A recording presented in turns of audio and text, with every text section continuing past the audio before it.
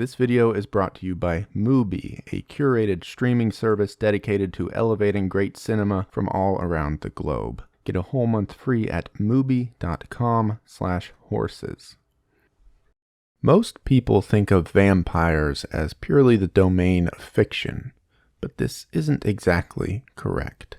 In history and folklore, vampires occupy a space that is quite similar to witches. For many centuries, people did not believe in vampires. These undead creatures simply were real. They were facts of life, as real as the grass and the sky. There has been vampire frenzy, vampire hunts, and large-scale disasters attributed to the work of vampires. European royals have been accused of vampirism. Government officials have traveled hundreds of miles to investigate reports of vampire outbreaks. However, these real vampires did not look like this. They did not bite people's necks, nor did they turn into bats. Our modern ideation of the vampire is in truth scores away from its folkloric origins in Eastern Europe. In making this video, I am asking the viewer to erase all of their preconceived notions about the vampire and begin with a blank canvas. In this documentary, we will investigate many things. We will do so mostly in the context of those earlier people who accepted vampires as reality. What did the vampire look like? What did it do? How did earlier people find, hunt, and kill the vampire? Furthermore, we can see how and why the vampire strayed so far from its origins and how modern science can explain early claims of vampiric outbreaks. Of course, like any story worth telling, we must start at the beginning. Investigating the word vampire is not a simple task, but this task does provide us with a lot of insight on the creatures of folklore.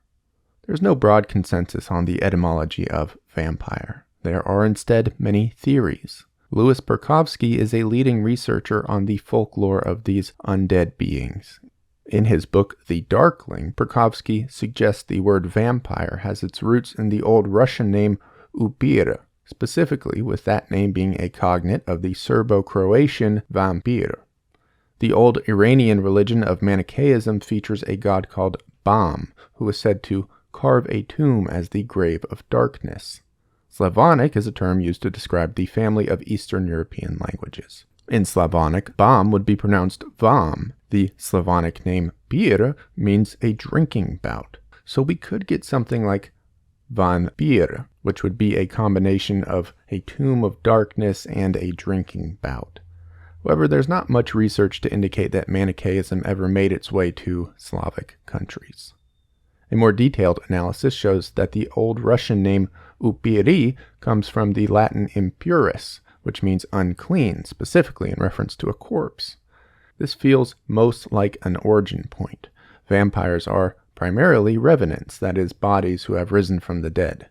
We can also see other Slavonic variants of the same name, including the Bulgarian vapir, the Ruthenian vepir or vopir, the Russian upir or upur, and the Polish upirior. We can also get some insight from looking at the world of werewolves, another common creature in Eastern European folklore. Much of the lore surrounding these two creatures overlaps in significant ways. Vampires and werewolves often have the same abilities or even origin stories. Serbian vampires and werewolves were both called vukodlak, which is a 13th century term for a wolf pelt wearer. Greeks also referred to vampires as vrkolakes, but record shows this word is borrowed from the Serbian language. In this instance, etymology is a very imprecise science. Vampire as an English term first emerged in the 1730s, and we don't really know how. The word is the result of a rather unknowable, ever-changing stew of Slavonic terms.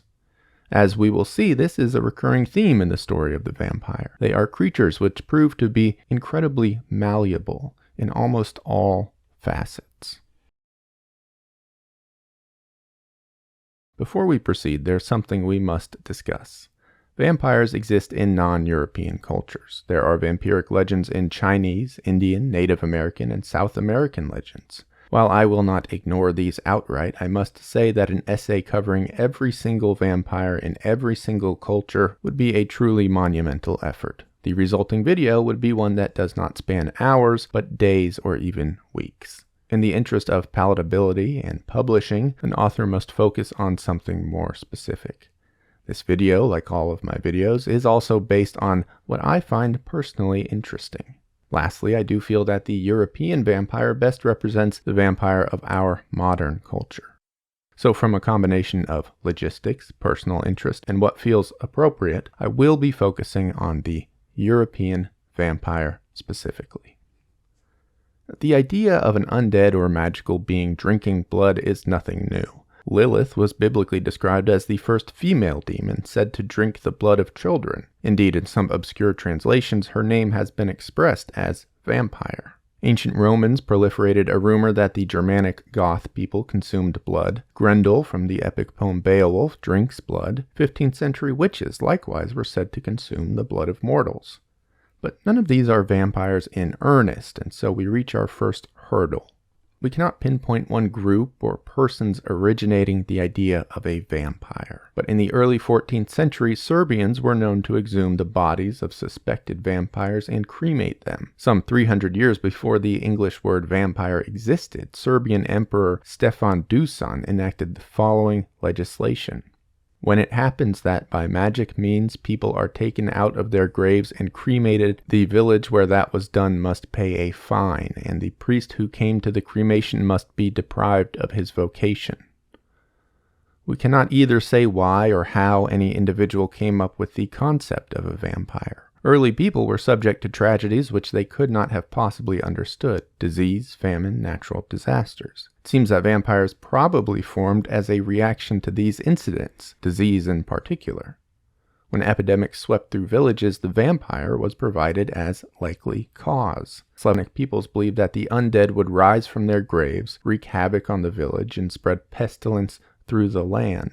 In exhuming graves and cremating suspected vampires, they hoped to halt these occurrences. As I wrote this, I was racked with the question of why. Why would these people believe such a thing? Come to understand that, like many folk beliefs, this is kind of the wrong framing. It is science which leads us to ask why, and generally speaking, science basically didn't exist at the time, at least certainly not in a capacity which resembles today's science. I think it is more helpful to take these beliefs as consequences of their time. We should not expect proof to the concept, but instead accept that lack of proof to the contrary was plenty in these earlier times. Certainly this way of thinking provided the landscape for Europe's first vampires. There are a few accounts which catapulted vampires from the backwoods of Eastern Europe into mainstream European society. The most famous and perhaps most influential is the Paole account. In the early 1700s, reports arrived to the Serbian capital of a vampire tormenting a nearby village. The government dispatched police and medical officials to investigate. This is what they found. Arnold Paole was a Serbian soldier who lived in a small village, likely near modern-day Kosovo. Paole recollected being harassed by a vampire in Turkish Siberia when he was a soldier. To deter the vampire, he ate earth from the vampire's grave and smeared himself with the vampire's blood, likely stolen from that grave. This was a story he recounted many times to virtually anyone who would hear it in his village. Years later, in 1726, Paole fell from his wagon in Kosovo. He broke his neck and died. After his death, villagers complained that they were still being bothered by Paole at night. Indeed, the village claimed that 4 people had been killed by Paole up to 30 days after his death. The alleged vampire also attacked cattle and drank their blood. When the villagers ate meat from these cattle, 17 people died in just 3 days. A girl named Stanaska reported that she was attacked by one of the dead and throttled in her sleep. After the attack, Stanaska experienced chest pains. She fell ill and she died on the 3rd day of her affliction. The villagers dug up Paole and found his body entirely undecayed. Fresh blood was flowing from his eyes, nose, mouth, and ears. He had freshly grown fingernails and skin that looked undisturbed and undecayed. The corpse met all of the qualifications for a vampire, so they drove a stake into his heart. Paole's corpse bled copiously, and allegedly he groaned in pain. The villagers burned the body and threw the ashes onto his grave. They then exhumed all of the bodies of those who had died. They found 14 corpses of all ages and genders showing the same signs of vampirism. This report was eventually sent to a magazine called Glanure Historique, where it caught the attention of mainstream European society. Alongside the Paole report, another story soon followed to help ignite the European vampire frenzy. In 1725, a report came to the desk of a medical officer named Frombold in Vienna. It claimed a corpse in a Serbian village had risen from its grave to strangle victims and infect them with a condition that caused immediate death. This report mirrors the Paole incident in many ways, but in Frombold's we have the first European example of the term vampiri. Frombold used this word to describe the undead corpse and his victims. So perhaps our vampire was born. Vampire obsession spread across Europe. In 1732, 12 books and 4 dissertations were published about vampires. 22 papers were further published and circulated around European cultural centers like Amsterdam, Leipzig, and Vienna. There were poems, stories, and novels published with vampiric themes. If ever there was a golden age for the vampire, this was it. At one point, there were widely accepted rumors that the Princess of Vienna had risen as a vampire after her recent death. When stories spread in Paris that Louis XV had kidnapped children to drink their blood, riots broke out and 20 people died. Fueling all of this, reports of vampire outbreaks from these Slavic countries came inbounding to Europe like never before. This was happening amid a swirl of circumstances which made Europe rife for vampiric fascination. In the era, Europe was making great strides in medicine and science. The intelligentsia was constantly looking for new puzzles to solve. Vampires were an ideal candidate. It could be argued that if Europe didn't solve the vampire, this failure would bring into question much of their supposed scientific progress. The vampire spread disease in a time of alleged medical breakthroughs. This alone was problematic enough. But the vampire's hallmark ability to rise from the dead, its status as neither dead nor alive, these things defied the very foundations of so exalted European science. One common proposition was that drug use caused vampirism. German historian Johann Christoph Herrenberg linked vampire outbreaks to the use of opium and a drug called datura. Although not strictly a hallucinogen, datura does cause auditory and visual delusions, which Herrenberg believed could compel one to vampirism. There was a broader idea that vampirism was caused by consuming a number of materials, poisonous plants, tainted meat, or just an unhealthy diet being the most likely.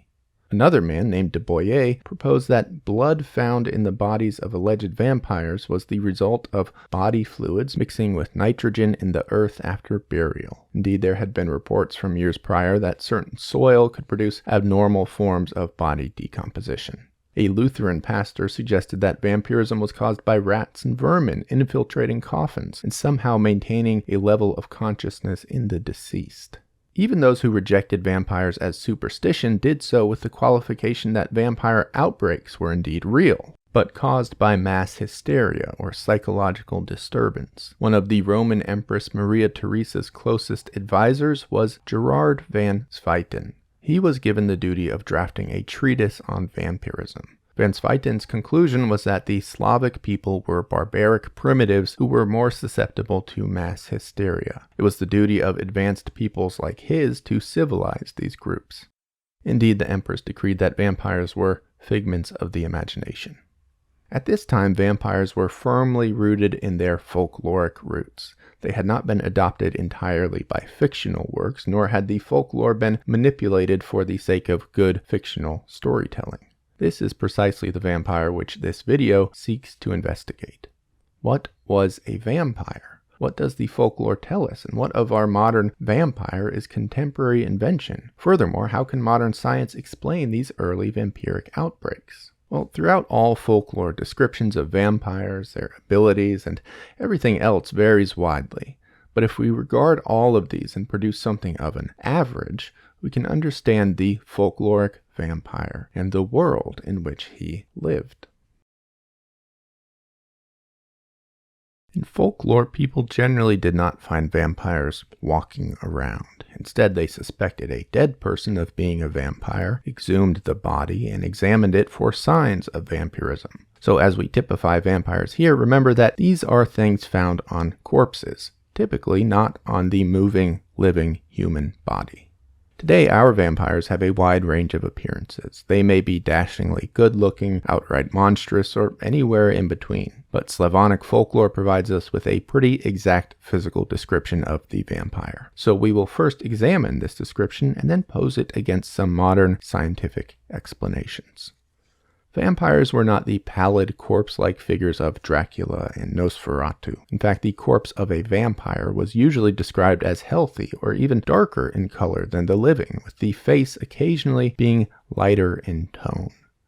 Some Yugoslavian accounts even say the vampire was a dark blue color. One old world Serbian described the reddened face of a local alcoholic being blood red as a vampire. It was believed that this darker than normal appearance came from the vampire drinking blood. It was often noted that vampires had blood at the mouth when exhumed. To earlier people, this blood indicated that the corpse had been drinking blood. Additionally, the blood of a vampire was still liquid rather than the coagulated jelly which typically comes with human decomposition. There are accounts of dead bodies being staked only to gush with liquid blood. In most Slavonic cultures, this was a surefire way to diagnose a vampire. Across virtually all early vampiric accounts, the bodies of these undead were said to be grotesquely swollen. A Greek text notes of their virkolikas, it is an infallible sign of a vampire when the body does not decompose in the grave, but instead swells up while the skin becomes taut like the skin of a drum. A Serbian account reads, when he is dug up, he will be bloated with blood and uncorrupted. Meanwhile, the South Slavic assessment of vampires included this. The vampire has no bones, but is a blood-filled sac that comes into being when the devil pulls the skin off a particular body and blows it up. So rather than the human-like or outright bestial appearance of today's vampires, early revenants were somewhere in the middle. They resembled humans but with darker skin and bulbous, swollen bodies. There were a number of other vampiric hallmarks. The corpse's nails would be regrown and appear healthy. The skin likewise, with observers recording that the corpse seems to have shed its old skin and grown a new one. The liver was white in color. The mouth and or eyes may have been open. You may notice that teeth have not been discussed. This is for good reason. According to folklore and Slavonic records, sharpened teeth were not relevant or existent in vampires. The long, razor-sharp canines are an invention of modern fiction. In fact, some folkloric vampires did not even use their teeth to drink blood. The Russian vampire had a pointed, sharpened tongue. Other vampires strangled or sliced their victims open. Most vampire accounts from history are true in their description of events, but unlikely accurate in their diagnosis. It is very probable that early Slavonic people exhumed bodies only to find them with all of the above features: darkened skin, a swollen thorax, liquid blood, etc. But if we can say with almost certainty that vampirism wasn't the cause of these things, what did cause them? Well, bodies can do a lot of things when they decompose. These processes are complex and can shift widely based on a huge amount of variables. As we examine each of these to a degree, they all provide obvious answers for a would-be vampire. So let's begin with the darkened skin, the liquid blood, and the blood at the mouth.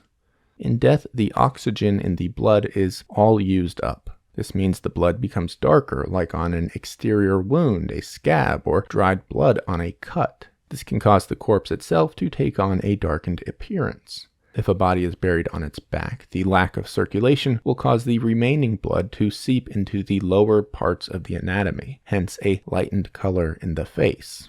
In a process known as saponification, the epidermis can vanish and give way to a new skin to preserve the body. In this process, the new skin is often darkened to a shade of brown or even black. This is all to say there are a lot of reasons a body may appear dark in color. By today's standards, none of which are vampirism. Blood also changes due to bacterial action, which varies widely based on time and place of burial. Blood does coagulate after death, but it may reliquefy depending on how a person died.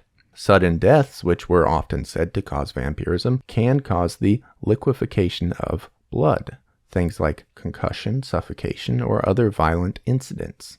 Vampires were often blamed for the outbreak of disease. Many life-threatening illnesses, including the plague, caused blood to seep from the body's orifices. This would certainly explain blood at the corners of the mouth. These early people believed corpses to be ingesting blood when in fact they were likely regurgitating it. Considering that the person who witnessed an individual die was not the same person who exhumed the body, we can further grasp this misunderstanding.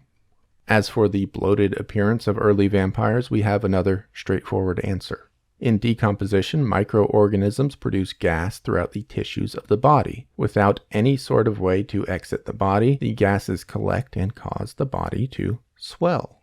Now, what of the new skin and nails? Skin slippage can be another part of decomposition, wherein the epidermis deteriorates and reveals raw skin underneath. This can also happen to nails, hence we have the vampire's new skin.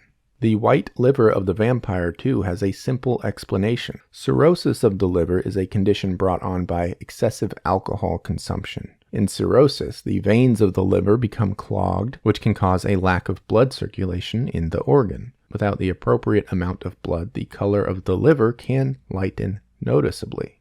Early Slavic people were hard drinkers, so it's no great reach to think they had high rates of cirrhosis.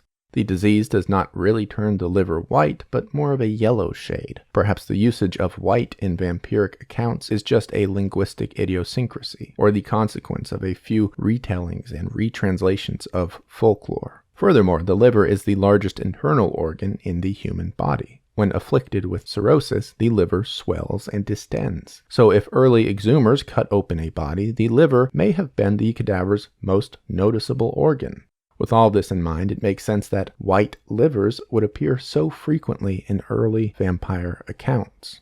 There is also some interesting psychology at play in the diagnosis of vampirism. In virtually all of the vampiric literature, when people exhume bodies looking for vampires, they find them.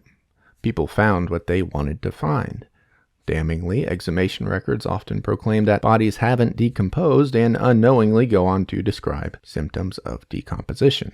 Consider the above science and then the litany of reports which claim the body was fresh but it was bloated, or the body seemed untouched except it had new skin. This is really only a small selection of ways a body can decompose. Once placed in the earth, truly bizarre things can happen, things which the people of yesteryear had no way of understanding, so we should perhaps not hold this ignorance against those people. But ultimately, these strange decompositional events accurately explain early vampiric diagnoses. People of the time obviously didn't know any of this, so in the context of their day, these medical explanations were neither existent nor relevant. These features, the darkened skin, bloated body, etc., were the features of the vampire. So we now have an understanding of the vampire's folkloric appearance. But when these creatures rose from the dead, what did they do? What was the, for lack of a better term, lifestyle of a vampire? Modern vampire media tells us these undead can lead a great number of lifestyles. In some depictions, they are reclusive monsters who come out only to feed. Other medias portray them as hell-bent on world domination, keen to build an army of darkness. Meanwhile, still, we have seen vampires as distinguished and debonair intellectuals who feed some sorrowful void through life's cultural and material pleasures.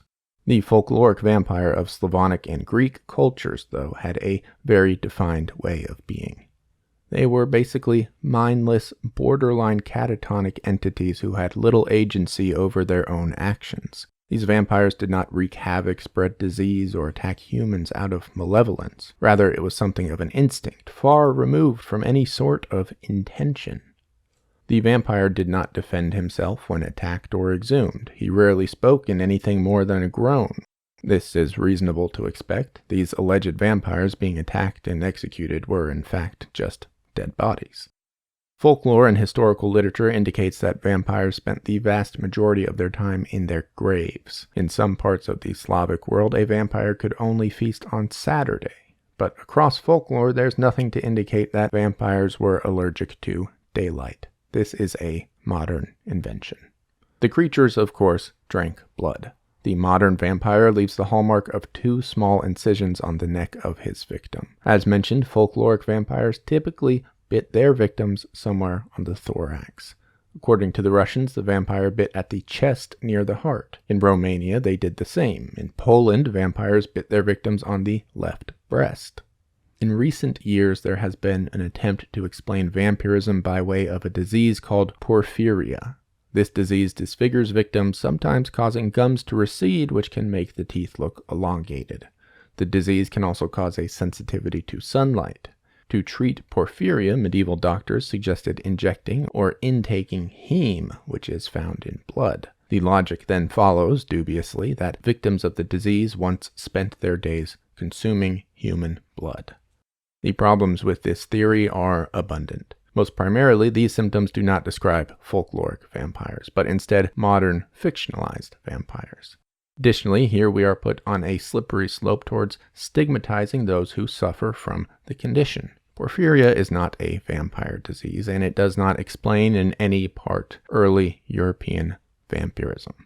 You see, blood was not the only thing that vampires consumed. They were said to mangle and eat livestock or even humans. An explanation for this is simple enough. Wild animals attack domestic animals, and occasionally they also attack people. Europeans of yesteryear never actually saw the undead walking around and attacking the living, so they prescribed the vampire as a shapeshifter, often able to transform into a wolf or dog. But notably, never a bat. Indeed, bats have no place in the early folklore of vampires. This is a modern invention based around the animal Desmodus rotundus, or the vampire bat. We know this is a modern notion because vampire bats do not live in Romania, Transylvania, or Eastern Europe. They are found only in Central and South America. Vampires were also said to consume the flesh of the dead. Early Slavic reports indicate corpses which have been mauled, mangled, or scavenged. This is easy to explain. Vampirism was usually suggested in times of disaster, but during these disasters, protecting and treating the living was the primary priority. So burials were undertaken hurriedly and often haphazardly. A corpse in a shallow, unprotected grave would certainly be an easy target for scavenging animals. There were many, many other abilities which vampires were said to possess. We can now turn to a piece of Galician folklore, which I believe to be quite revealing. It reads, "The power of the vampire is very great and many-sided, even in his lifetime. He can kill people and even eat them alive, can bring into being or remove various sicknesses and epidemics, storms, rain, hail, and such. He casts spells on the cows and their milk, the crops and the husbandry generally. He knows all secrets and the future, etc. Besides this, he can make himself invisible or transform himself into various objects, especially into animal forms." Suddenly, the folkloric vampire has become all-powerful. He could cause sickness, he could change the weather and spoil livestock. He further knew all secrets and could tell the future or turn himself into an animal. The author here even included etc., which practically draws an infinity symbol over the vampire's abilities.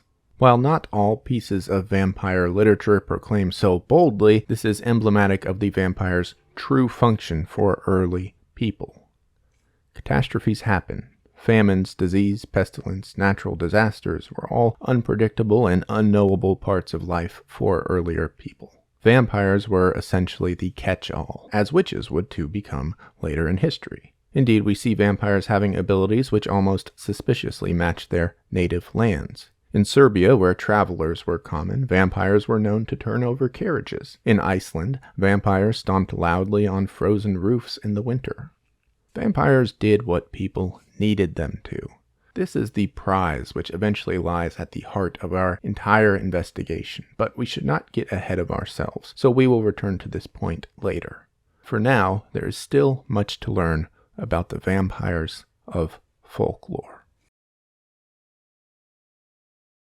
The contemporary notion of creating a vampire is simple. One needs to be bitten by a vampire. Here we have an instance where the contemporary matches its folkloric counterpart. In the old world, vampires were said to bite humans. Those humans would then die, only to return as similar undead. But this was not the only way to create a vampire. Far from it, in fact. Much folklore indicates that certain people were destined to become vampires, through choices they made or even circumstances of their birth. In Greece, simply being a poorly behaved, troublesome individual was cause enough.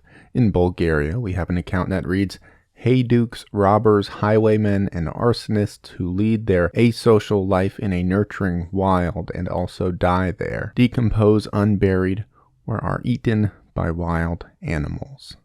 Alcoholism was another common way to become the undead. In Russia, villagers unearthed alcoholics as prime suspects in vampire outbreaks.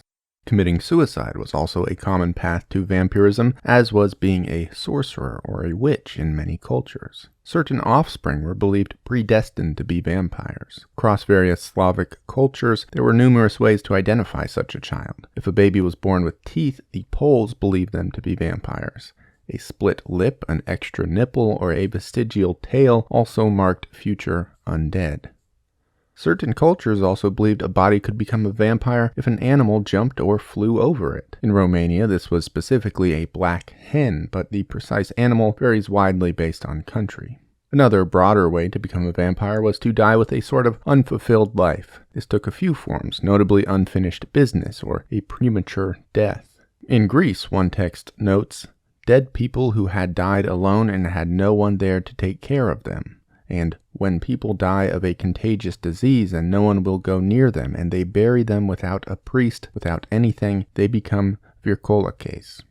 Serbians believed that if somebody died without any witnesses, they became a vampire. Finns had a similar superstition, believing that a neglected corpse would return to torment the living. In Hungary, deceased soldiers were often turned into the undead due to the absence of proper funerals. Other Slavic people believed that a mother may return from the dead if no one adopted her child. Interestingly, these sudden deaths can often accompany a hurried and haphazard burial. War, disease, and crime usually resulted in the dead being rushed to their grave. It is precisely this sort of half-hearted burial which can cause many of the previously discussed decompositional issues. We now have a broad understanding of the folkloric vampire in appearance, activity, and even origin. So once these vampires began to roam the earth, what was to be done? What did it look like to fight or even hunt the vampire? The best way for early Europeans to destroy vampires was through prevention, and so most vampire deterrence took the form of funerary rites. One popular mode of thinking was that people must identify things which would compel the dead to rise and satisfy those needs preemptively. Some people believed that vampires were compelled by a need to chew. That was why they ate the flesh and blood of the living. So it was quite popular to bury people with items they could either chew on or which would prevent the action of chewing. In Prussia, people filled the mouths of the dead with broken pieces of ceramic. Other times they used dirt or an old book. Western Slavs often placed a brick under the chin or in the mouth of the corpse so that the teeth would shatter if the body began to chew.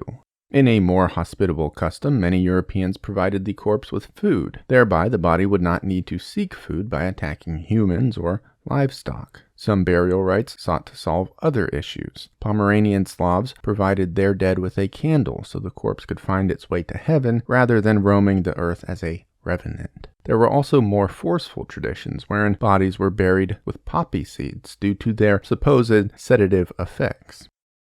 There's a modern superstition which claims if a vampire sees a knot, he will be compelled to untie it. This was true of early folkloric vampires as well. Many cultures buried the dead with nets and ropes which were tied in dozens of complex knots. If the dead did awaken, they would be forced to remain in their coffin, untying these objects for years. On occasion, bodies were exhumed, treated in any number of these ways, and then reburied. There exists the following Polish account. The wife of the peasant who had met the revenant told about it in the whole village, but people did not want to believe her. Only when a number of people had convinced themselves that the revenant was actually coming into this village did they tell the priest. He then had the revenant taken out of the grave, had a slip of paper put under his tongue with his name on it, had him laid face down, and struck with a shovel on the hind end. Since then he never came into the village again. Across much of the Slavic countries, bodies were buried with sharp objects to prevent vampirism. The sickle was a popular option placed upon the stomach to prevent the swelling which marked the vampire. In Romania, there is an account that dictates a sickle must be inserted into the heart of the corpse. There are also reports of knives, pins, and wooden stakes being buried alongside a body. Early Romanians inserted sharpened sticks into the ground above the body so that if the corpse attempted to rise, it would be punctured and returned to death. But suppose all of these precautions were thwarted or just neglected entirely in the first place. It then falls to the living to ward off vampires. Here folklore has been well preserved. It was broadly believed that vampires were repulsed by strong smells, and so garlic was a common deterrent. In a similar vein, so too was mustard, cow dung, and human feces, all of which were smeared around the person or home to repel vampires. As we saw in the Paole account, the blood of the supposed vampire itself was a common deterrent. This was often smeared on a person's clothing or body. In Pomerania, people made a mixture of this blood and brandy to drink, which would likewise protect the drinker against the vampire. As Paul Barber points out in his book Vampires, Burial, and Death, this custom produced a darkly comedic result. Vampires probably never drank the blood of humans, but indeed, humans drank the blood of vampires. The sign of the cross is another piece of folklore which has survived into our modern vampire landscape. In Serbia, a wooden cross over the doorframe kept vampires out of a house. Tar was also smeared in the sign of the cross on doors for the same effect. Making the cross with one's fingers near a graveyard could also keep away revenants. Perhaps more kindly, in Serbia, it was said that one could simply direct a vampire into a forest. There, the vampire could eat the animals of the forest and remain sated forever. Perhaps the implication was that the vampire could alternatively be killed by those animals. Either way, the issue was solved. But let's suppose none of these work, and the individual encounters a vampire. Thankfully, folklore has provided us with many, many ways to hunt the undead. The first step in hunting the folkloric vampire is, of course, finding that vampire. In cases of disease outbreaks, the easiest way to find the vampire was to determine who succumbed to the illness first. That body would be exhumed, dealt with, and the village would be free of their vampiric problem. In less clear-cut circumstances, a number of bodies may be exhumed, and the one who showed the least amount of decomposition would be deemed the vampire and then dealt with. We will soon discuss these methods of dealing with, but as far as finding the vampire, this was an easy solution. The process was not always so simple. Another way to find the vampire in many Eastern European cultures was to lead a horse through a graveyard. It was said that the horse would refuse to walk over the grave of the vampire. Albanian legend says the horse must be black, while others indicate a blonde or a white color. Failing this, a person could also investigate the burial plot itself to find the vampire. An early Serbian schoolbook reads, "If the grave is sunk in, if the cross has taken a crooked position, and if there are other indications of this sort, they suggest that the deceased has transformed himself into a vampire." This was presumably owing to the vampire's regular excursions from its grave. The more, quote, real explanation for this would be that bodies buried quickly in shallow graves were more likely to show a patch of disturbed earth.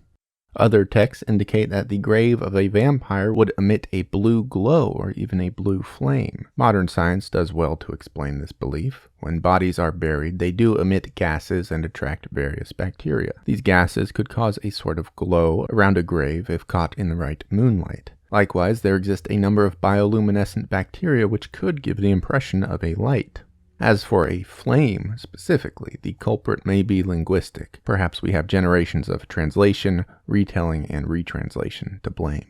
It was also said in many instances that vampires had the ability to turn invisible. This power mostly seemed to manifest, perhaps conveniently, when the vampire was out of his grave. See, there are no records of attempted exhumations wherein the exhuming party found an empty coffin. In each culture where invisibility was part of the vampire's repertoire, there were wildly different ways to solve this problem. In Yugoslavia, it was said that invisible vampires could be seen by twins born on Saturday, provided those twins were wearing their clothing inside out. Dogs were often able to see invisible vampires. It was said by Russians that a dog would snarl and bark in the presence of such a revenant.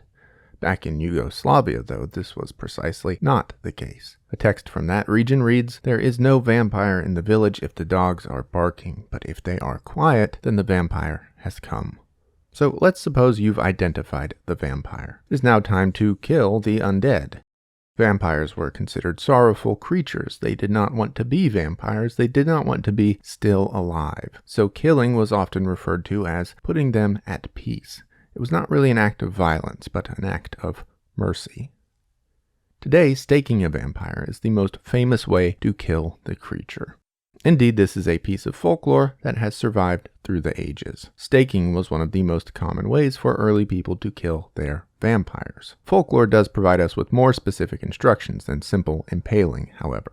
Generally, the type of wood used for staking was quite important. In many northern areas surrounding the Baltic, ash was the ideal wood. In Poland, oak. Serbian custom dictated hawthorn. It's not entirely clear where these rules came from. There are some linguistic options that have been explored, but to no significant conclusion. What is clear, though, is that staking killed a vampire simply because it killed a human. Serbian travelers claimed that a sharp knife worked just as well as a wooden stake. Other accounts indicate swords or even nails are perfectly effective. Broadly, it seemed anything that would certainly kill a human could kill a vampire. This has included shovels, fire, and even decapitation. The Russians had a markedly unique way of dealing with their vampires. In their part of the world, the undead were often blamed for droughts. So perhaps to counteract this ability, the body of a supposed vampire was to be thrown into a body of water. We have a similar deathly relation to water in Albania. There, the soul was believed to seek water after death, but this water was also a danger to the soul. In Bulgaria, containers of water were covered or emptied after a death. It's not hard to see how these cultures and their beliefs could have cross-pollinated in regards to vampires.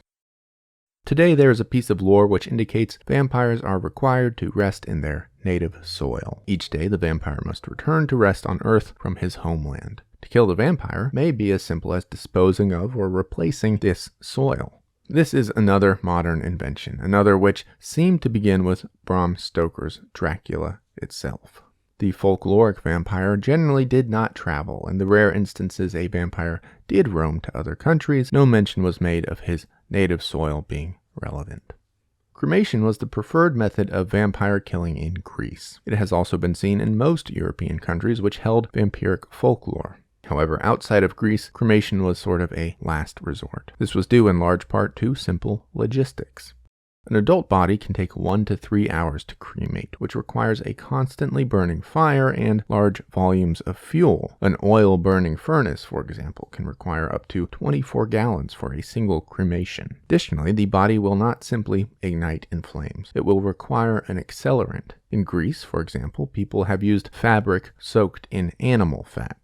Now, suppose you did not have a modern furnace or large amounts of fuel. Likewise, consider that accelerants like animal fat may have been scarce. To replicate this furnace cremation over an open fire would have been prohibitively laborious and expensive. Indeed, there is at least one account of these troubles impacting the killing of a vampire. In this instance, burning the vampire required an enormous amount of wood, and the fire still would not destroy the body. The executioner cut the body into small pieces, which still proved difficult to burn. We should also keep in mind that vampiric outbreaks occurred in times of crisis. This would hardly be the circumstance for early people to literally burn their most precious resources.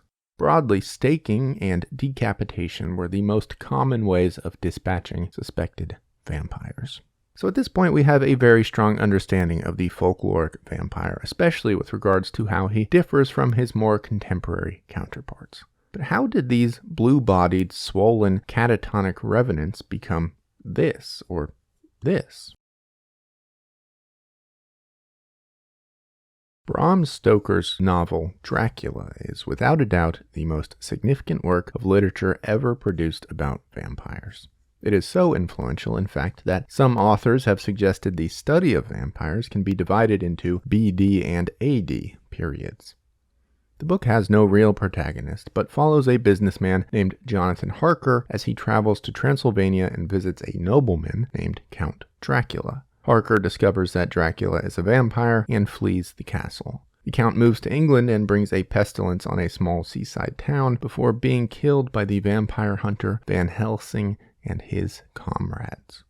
The book has an interesting structure. It is not written in clear narrative form. Instead, the story is a scrapbook of letters, diary entries, and newspaper articles attributed to various fictional individuals and sources. Dracula is the culmination of centuries of vampire folklore and authorship. Accordingly, Stoker spent years researching for his book. It would perhaps be an understatement to call his research impressive. In fact, it could be argued that we know more about Stoker's research than about vampires themselves.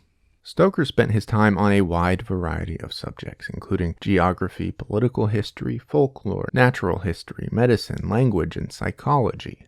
Consequentially, among these, Stoker found the Hungarian book Account of the Principalities of Wallachia and Moldavia. Indeed, large sections of Dracula seem to be plagiarized from this work in particular. It was also here that Stoker found the names Nosferatu, which refers to a vampire, and Dracula, which is Romanian for the son of Dracul. Today in Romanian, Dracul refers to the devil. In Stoker's time, it was likely a word for a dragon. It has often been said that the Romanian prince Vlad Tepes is the inspiration for the character of Dracula. It is true that Vlad Tepes was known as Vlad Dracula, being that he was the son of Vlad Dracul. Although Tepes' reign was marked by brutality, there is no evidence that he drank human blood. Stoker may have come across Vlad in his research, but there is no strong evidence from the author himself or otherwise that Tepes served as anything more than a namesake, if even that. Stoker's research was remarkable in labor and time spent, perhaps, but when we look at his sources, we find names like Andrew Cross, Charles Boner, and Nina Mazzucchelli. Without getting into specifics, we can broadly say there is a distinct lack of Romanian, Transylvanian, or even Eastern European authorship in Stoker's sources. And indeed, Stoker never traveled to any of these hotbeds of vampiric activity, not Romania, nor Greece, nor Turkey, or Transylvania. By the time Stoker wrote Dracula, these areas had cast a spell of intrigue over much of Western Europe, but not only for their reported vampiric activity. There was an increasing calamity in Western Europe over the prospect of trade and cultural exchange with these areas, these countries which were not exactly regarded amiably by well-to-do Europeans. There's not much to prove intention, but Dracula can be interpreted as an exaltation of English power. A foreign monster from the east invades Britain and spreads a pestilence, only to be vanquished by a group of warriors who all have some amount of experience in colonial efforts and who are all English or English adjacent. To investigate this much further would plunge us into a world of interpretation and analysis of Dracula, so I will just say the above is one interpretation among thousands, none of which are objectively more or less correct than any other. More relevant to this video is the reception of Dracula upon publishing. It was a hit, debuting just at the height of Europe's vampire obsession and Eastern European disquiet. Critics heaped praise upon the novel, and it immediately inspired 2 stage plays, one of which was written by Stoker himself. But what truly catapulted Stoker's work into the archetype for our modern vampire was the medium of film. In 1922, the German filmmaker F.W. Murnau created Nosferatu, a symphony of horror, based on Stoker's novel. The film would go on to be regarded as groundbreaking in visual effects and storytelling, though it was certainly not a commercial success. Still, it propelled Hollywood to cast the Hungarian Bela Lugosi in Todd Browning's 1931 Dracula. Meanwhile, a Dracula stage play was touring through Europe and pouring fuel onto the fire of vampire obsession. Vampires did very well in the context of film at the time. The black and white color palette made for a dreary, spooky tone in which vampires excelled. Hollywood began to change the vampire, though. The blood at the corners of the mouth didn't read well in black and white, so they abandoned it. Instead of the vaguely grotesque form that folkloric vampires took, Hollywood injected the creatures with a tone of feminine sexuality. The industry propped up the actress Theda Bara as one of America's first outright sex symbols. Indeed, her nickname was the Vamp. In keeping with this new tantalizing sensibility, folk vampires were replaced by a carnal sort of thrill, still scary, sure, but wrapped in a veneer of intrigue and fiction. Over the following decades, the modern vampire continued to emerge out of Stoker's design. T.S. Eliot inserted vampires into his 1922 book The Wasteland. Cinema saw the golden age of horror, where vampires appeared in any film they could possibly fit. We see Vampirella making her debut in 1969. In 1972, Marvel published The Tomb of Dracula. These are just a few examples, but the result has been a creature who is quite distant from his European precursors. With each new incarnation, the modern vampire changes in shape, abilities, and origins. It has moved increasingly far from its original folkloric form, and perhaps that is the whole point. Many people would regard the vampire as being emblematic of the human relationship with death, that it is a creature conjured up to help solve our mortal woes. The vampire has indeed been this at times, but on the whole, I think this is far too shallow. The folkloric vampire is often said to be a shapeshifter. This is true in ways far, far beyond the reaches of legend. The idea, the fundamental concept of the vampire is too a shapeshifter, able to change with the needs of his time. While the vampire and his abilities have come a long way from the original folklore, the vampire as a tool for the human condition has remained the same. The vampire is whatever we need it to be. When early Europeans needed an answer to their catastrophes, so was the vampire. As Western Europe scrambled for puzzles to solve and science to apply, there was the vampire. When Bram Stoker and Europe had to reckon with unease over Eastern Europe, so too appeared the vampire. As Hollywood and American culture demanded thrilling, vaguely erotic subject matter, once again enter the vampire.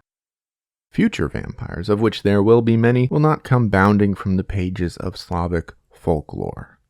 Instead, they will be projections of our needs as a people, just as they have always been. The vampire is a house, built upon, destroyed, and then built upon infinitely again, constructed to suit the cultural or spiritual needs of its residents. The vampire may not be real as a physical entity, but certainly he is more than a fiction. Mubi is a curated streaming service dedicated to elevating great cinema from all around the globe. From iconic directors to emerging auteurs, there's always something new to discover. With Mubi, each and every film is hand-selected by its team of curators.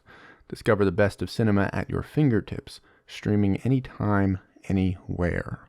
I love Mubi because they care about and champion truly great creative work. This week I watched The Substance, which has deservedly been nominated for 5 Academy Awards, including Best Picture. The Substance is a striking achievement.